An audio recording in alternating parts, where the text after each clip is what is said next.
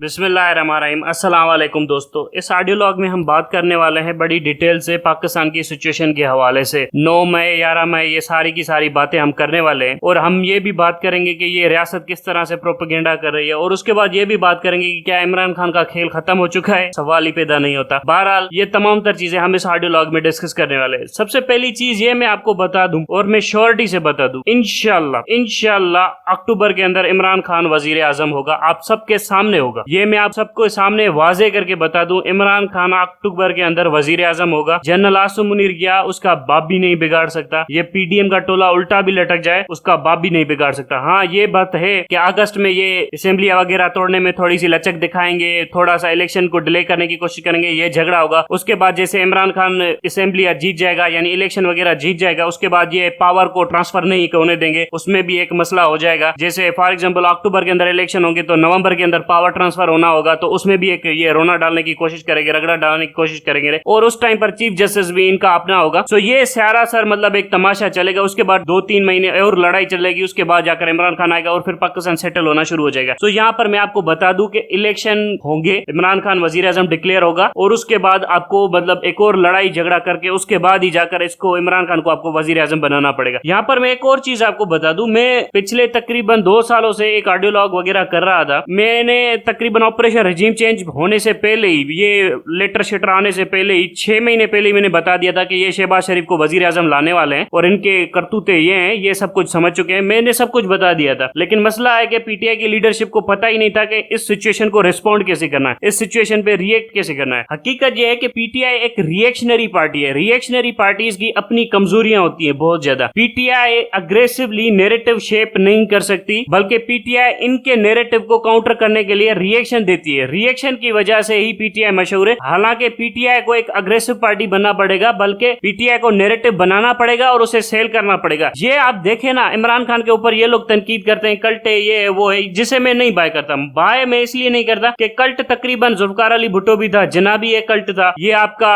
सारे डिक्टेटर ये भी मोस्टली कल्ट ही थे। उसके बाद आप देख लीजिए बेनजीर भुट्टो कल्ट थी, नवाज शरीफ एक कल्ट है, ये सारे के सारे कल्ट ही थे। इसके बाद आप माओ जेतंग देख लीजिए, वो भी कल्ट था। इसके बाद स्टालिन देख लीजिए, वो कल्ट था, स्टालिन कल्ट था। इसके बाद आप फ्रैंकलिन डी रोजवेल्ट देख लीजिए, कल्ट था। जॉन एफ कैनेडी देख लीजिए, कल्ट था। सो ये कल्ट होते हैं, डेमोक्रेसी में कल्ट्स आते रहते हैं, हर जगह के ऊपर कल्ट आते हैं। फॉर एग्जांपल डोनाल्ड ट्रंप देख लीजिए, वो एक कल्ट है। लिबरल्स के जितने सारे कल्ट हैं, तो हर किसी के पास कल्ट वगैरह होते हैं। कल्ट के पीछे एक्चुअली में जो अच्छी चीज होनी चाहिए वो ये होनी चाहिए कि उसके बिहाइंड एक अच्छी साउंड इंटेलिजेंसिया होनी चाहिए जो उस कल्ट को सही तरीके से डिक्टेट कर सके और उसे समझा सके। अगर आपके बिहाइंड एक अच्छी इंटेलेक्चुअल या लीडरशिप नहीं होती जो इस कल्ट को सही डिक्टेट कर सके, तो कल्ट से ये होता है कि बहुत ज्यादा खामियां हो जाती हैं। सो यहाँ पर भी पीटीआई को मैं बार बार कह रहा हूं कि अपने अंदर इर्द गिर्द अच्छे खासे लोगों को रिक्रूट करिए, उन्हें अपलाइए, उनसे पॉलिसी बनाइए। लेकिन मसला यह है कि यहाँ पर जो पढ़े लिखे हैं वो बुजदिल हैं और जो बुजदिल नहीं है वो पढ़े लिखे नहीं है। सो यहाँ पर यह मसला हो रहा है, जो बहादुर है वो पढ़े लिखे नहीं है और जो पढ़े लिखे हैं वो सारे के सारे बुजदिल हैं। सो इन दोनों के दरमियान पीटीआई को जगल करना है। और यहाँ पर आप ये भी देख लीजिए पीटीआई की लीडरशिप पे, जिसपे मैं ज्यादा तनकीद करता हूँ, वो ये है कि इन लोगों को 20 साल हो गए, 30 साल हो गए पार्टी बनाते हुए, इनसे पार्टी ऑर्गेनाइज नहीं हो रही है। ना सिंध के अंदर हो रही है, ना पंजाब के अंदर हो रही है, ना बलूचिस्तान के अंदर हो रही है, ना केपीके के अंदर हो रही है। केपीके के अंदर भी इसी वजह से हो रही है कि केपीके के लोग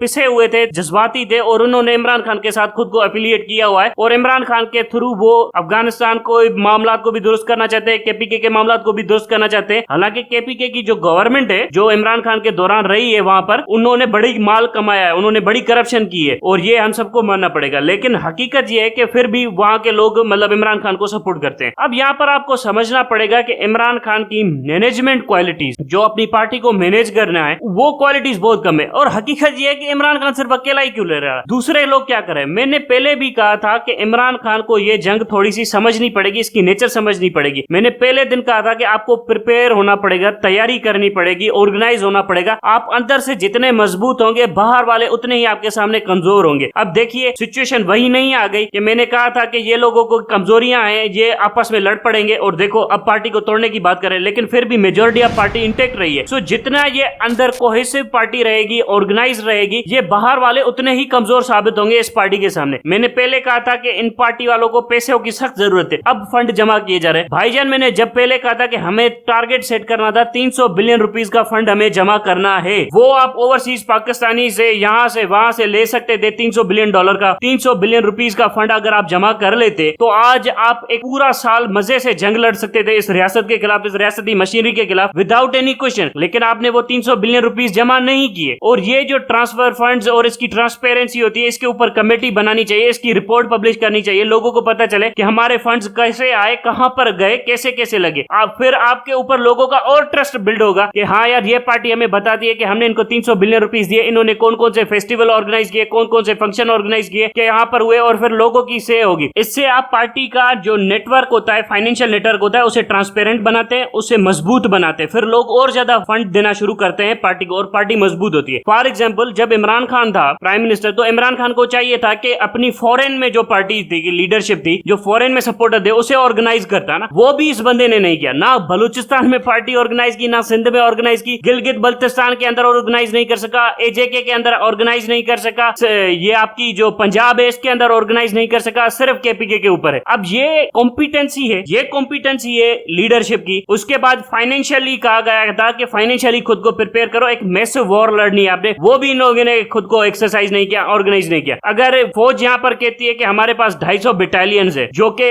है 250 बटालियंस मोस्टली फ्रंट के ऊपर रहती है और दूसरी जगह पे रहती है। अगर पीटीआई के पास, यानी इस वक्त पाकिस्तान के अंदर तकरीबन 150 से 170 के करीब डिस्ट्रिक्ट है, हर डिस्ट्रिक्ट के अंदर एक बटालियन साइज फोर्स होती या 2 बटालियन साइज फोर्स होती, तो 500 बटालियन तो पीटीआई के पास होती, आर्म्ड ना होती, नॉन मिलिटेंट होती, लेकिन वो प्रोटेस्ट करने के लिए तैयार होती, ऑर्गेनाइज रहती, यूनियन काउंसिल लेवल के ऊपर ऑर्गेनाइज रहती, तो पीटीआई कितनी ज्यादा मतलब मजबूत जमात होती इस वक्त। और ये जो 500 मतलब बटालियन है पीटीआई के पास होती, तो मैं आपसे पूछता हूं कि इनको रखते कहां? सारे के सारे सरेंडर ही कर देते, जेलों में चले जाते, तो इनको रखते कहां ये लोग? ये भी तो एक बुनियादी सवाल है ना, कौन से जेल है? क्योंकि प्रिजनर ऑफ वॉर बना के रखते क्या? सो ये मैंने पहले भी कहा था, फाइनेंशियल सिस्टम ठीक नहीं, ऑर्गेनाइजेशन सिस्टम ठीक नहीं, इनका जो नेटवर्क है जो प्रोटेस्ट का वो भी ठीक नहीं, कोऑर्डिनेशन ठीक नहीं, कंट्रोल ओवर द पीपल ठीक नहीं। और इस तरह की पार्टी कहना चाहती है कि हम रेवोल्यूशनरी पॉलिटिक्स करना चाहते हैं। या तो आप रेवोल्यूशनरी पॉलिटिक्स ना करें, अगर आप कर रहे हैं तो फिर मेहरबानी करके खुद को ऑर्गेनाइज तो कीजिए ना। ये वो इमरान खान के क्रिटिकल ड्रॉबैक्स है जिसके ऊपर मैं बार बार पॉइंट आउट कर रहा हूं। अब आते हैं दूसरी चीज के ऊपर, जब अक्टूबर में इमरान खान वजीर आजम बन जाएगा, फिर इनको लड़ाई झगड़ा करके फिर ये सारे सिस्टम के ऊपर कंट्रोल हासिल करना पड़ेगा, ये भी ठीक है। लेकिन मेरा बुनियादी सवाल ये है कि जब इमरान खान कंट्रोल हासिल कर लेगा तो उसके बाद इसको करना क्या होगा? उसके बाद इसको जजेस को इंपीच करना है, जस्टिस फाइज ईसा को इंपीच करना है, इसने